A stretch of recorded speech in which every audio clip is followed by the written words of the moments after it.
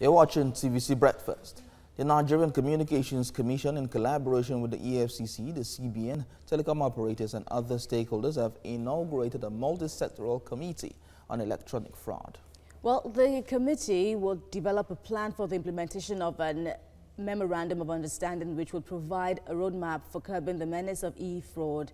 Cybercriminals have over the years illegally gained access to financial flows through phishing and other social engineering ploys that bypass authentication systems to defraud unsuspecting victims. Reports of fraudulent financial activities have been on the rise, prompting the agency's move to check the trend. Well, that's the crux of our discussion now. We bring in Dr. Olaleko Samuel, who's an IT expert and cybercrime specialist. Thank you very much and good morning. Thank you. Welcome to the program. Good morning. Thank you for having me. Right. So how do we begin? We can start with the fact that the NCC, in talking about this move, says 150 million Nigerians are at risk of, being victims of cybercrime. How do you relate with this? I think it boils down to the inappropriate check on the use of internet and basically on the use of electronic sources or media, and basically one of the challenges is basically the fact that most of the people who are in the strategic places do not even understand some of these things that IT or cyber security is. And most of them that are in the top echelons that are managing some of these things are, I would say, strategic. They might be strategic in nature, but you cannot use only strategy to curb something like this without being technical. Okay. So that is some of the challenges that we're having, especially in a country like Nigeria. Okay, you see, you're talking about being technical now. Is that a way to be, excuse me, to be one step ahead of the fraudsters? Because we see that at every point, there's always a new software, yes, and there's always a firewall. Yes. And these guys bypass all of that to fraud unsuspecting individuals. Yeah, so the challenge is actually believing that one size fits all, that some of these people use, because cyber criminals are always one step ahead, whether you like it or not. Some of these guys, this is the job they do. They don't sleep, and they learn new tricks every time, every day. It's more or less like virus. So before you solve the problem of one virus tonight, before you wake up tomorrow morning, another one has come around. And so when you look at this kind of thing, you need to constantly engage in technical research on how to curb these things. But you look at most of us, not only in Nigeria, but in Africa, wanting to go and implement the solution that America used or that UK used that work for them. And we realize that the way we think is different. Why some people in America might not be thinking of fraud every time, you realize that some of us in Africa, we are thinking of these fraudulent activities every time. And because of that one size fits all that we are using, the solution that works for them in the West might not work for us here in Africa. Okay. That is some of the challenges that we have. So we need to look at the solutions that we can adapt to our own structure and our own culture as well. And when talking about e-fraud now, it's assumed generally that both the victim and the criminal in this act have some form of criminal intent. Is this like a one-size-fits-all, or are there true cases of people falling victims, especially when you look at e-fraud generally? One of the things that actually causes e-fraud is, that make people to fall victim of e-fraud is basically, one of them is greed. You realize that one of the common e-fraud that we have is what we call phishing. So you see a situation where somebody sends me an email and says, my father is the head of military in Senegal, and he died, I'm not 18 years, and then they said until I'm 18 years, I need somebody that can assist me to claim the money, and you realize that somebody now read this, and the people start responding to the email. And in the first instance, your response to the email is what they need. They just want you to click on the email or click on a particular link on the email in order to get what you want. And I must stress that most of these cases sometimes are not emanating from Nigeria or from Africa, because sometimes around last year, I think we kind of find out the people, one of the guys who are actually behind that email. So it's not really a case of one size fits all when it comes to e-fraud, but it's a case of one, greed and lack of awareness. Greed and lack of awareness. Yes. All right, Olalekan Samuel, Dr. Samuel, that's all the time, all we can accommodate within this time frame now. Thank you very much for your contributions on the program. It's a pleasure. Thank you. You're watching TVC Breakfast. The Nigerian Communications Commission, in collaboration with the EFCC, the CBN, telecom operators and other stakeholders, have inaugurated a multi-sectoral committee on electronic fraud. Well, the committee will develop a plan for the implementation of a memorandum of understanding to provide a roadmap for curbing the menace of e-fraud. Cyber criminals have over the years illegally gained access to financial flows through phishing and other social engineering ploys that bypass authentication systems to defraud unsuspecting victims. Reports of fraudulent financial activities have been on the rise, prompting the agency's move to check the trend. Well, joining us now is Dr. Olalekan Samuel. He's an IT expert and cybercrime specialist. Thank you very much for joining us. Thank you for having me again. All right, so looking at all of these issues with e-fraud, of course, it's a serious challenge that is being faced by the government, and of course, and the NCC says it's doing all it can to solve this problem, but are we doing enough in Nigeria?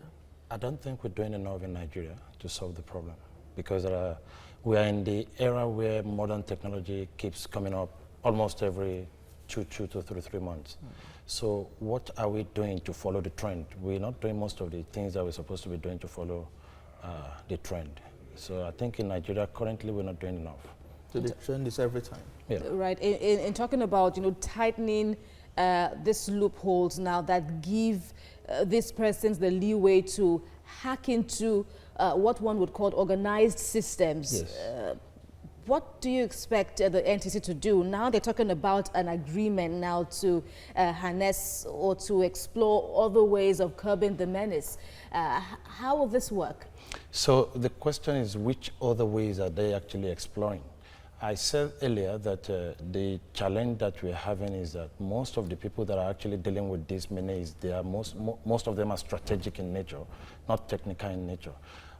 Because you can't solve a problem without engaging the knowledge of an expert in that area who understands the problem and who can find solutions to the problem. It's like somebody giving you it's like you have a mathematical problem and you are calling people who are doing biology or who are in agricultural sector to come and find solutions to the mathematical problem. I think that's one of the challenges that we're having now in the country. Okay, since the NCC and telecoms firms are trying to do all it can, what can individuals do?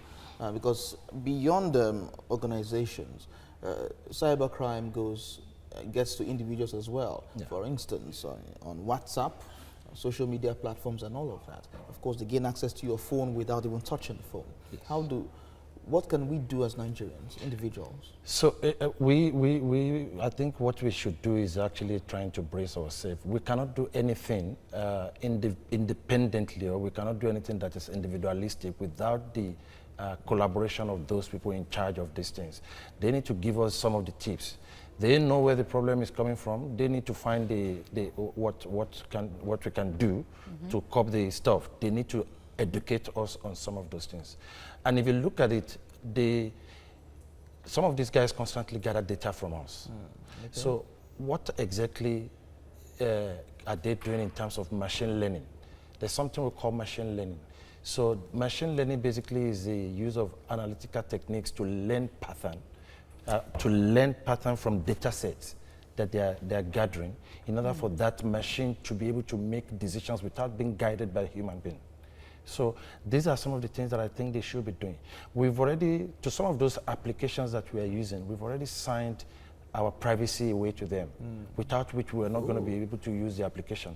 Really? So yes, when you install WhatsApp, for instance, they tell you, they ask you that either you agree or you don't agree by the time you want to use it for the For first the time. first time. If you don't agree, the application will not work. And some of us don't even read the terms and conditions. the terms because it's they're quite long. Exactly. So what you just do is you agree. If you don't want to sue these people for breaching of privacy, they will pull your agreement because everything is recorded via what we call Firebase Analytics. They have every activity that we are doing. So why don't they use that data set, some of the data set on activities that we are doing? Because machine learning can actually assist in detect the likelihood of a fraud occur. Is that a gap in the country at the moment? I think there's a gap in the country at the moment. What about the rise of mobile apps? Now, you've talked about WhatsApp and all that, but how much of an involvement of mobile apps now, has that also aided the rise of cyber crimes? Of course, to every new technology, people look for ways to actually break into the system. One of the mobile hacking now is that some people, they go to Play Store to download the, let me give an example. Some of these hackers, they go to Play Store to download, for instance, not necessarily that one, First Bank app. And then they extract, they do reverse engineering of that app, and then they recreate that app and they publish it in Play Store. In the likelihood of First Bank app, the original one. And somebody who, you just search for the First Bank mobile app, you see the same thing. Innocently, you just drop your details. You just drop your details on those things, and from there, they can get what they want to get from you. Wow. All right, cybercrime specialist, Olalekan Samuel, thank you very much for talking to us. Thank you for having me. You're watching TVC Breakfast. The Nigerian Communications Commission, in collaboration with the EFCC, the CBN, telecom operators and other stakeholders have inaugurated a multi-sectoral committee on electronic fraud. And the committee would develop a plan for the implementation of a memorandum of understanding which will provide a roadmap for curbing the menace of e-fraud. Cybercriminals have over the years illegally gained access to financial flows through phishing and other social engineering ploys that bypass authentication systems to defraud unsuspecting victims. Reports of fraudulent financial activities have been on the rise, prompting the agency's move to check the trend. Let's bring in now Dr. Olalekan Samuel. He is an IT expert. He is also a specialist in the operations of cybercrime. Welcome, Dr.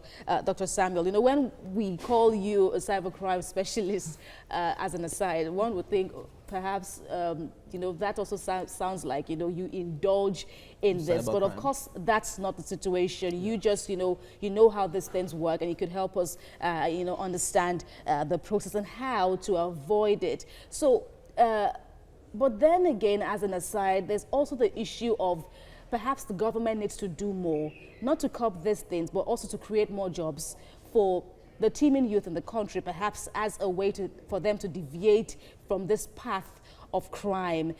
Is this what you also advocate? Yes, it's one of the things that government should do. I think most of these, the truth is this thing cannot be fully eradicated. But why will you be, as a government, why will you be actually training some youth in other aspects of the country, and you're not looking into the other aspect of the of economics of the country? Sure. IT is one of them. You realize that government over the years, especially most of the state government, they say they are organizing empowerment programs. And then most of these empowerment programs are based on agriculture and all. You cannot ignore the IT element of an economic development. So that is basically one of the things that government should do.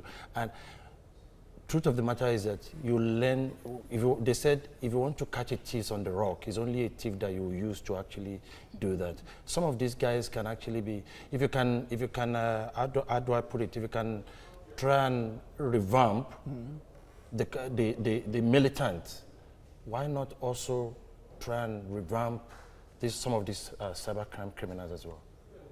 Oh, okay. So in revamping some of this, because these people, let's be realistic now. When they go into cybercrimes, they make more money, and so giving them a 9-to-5 job might not actually work, because and training them in agriculture might not also work. So how If the government is to go into that segment to train these guys, what will be the element needed to get them trained so they can transform, rather than push their skills into the negative, they actually use it for economic growth of the nation?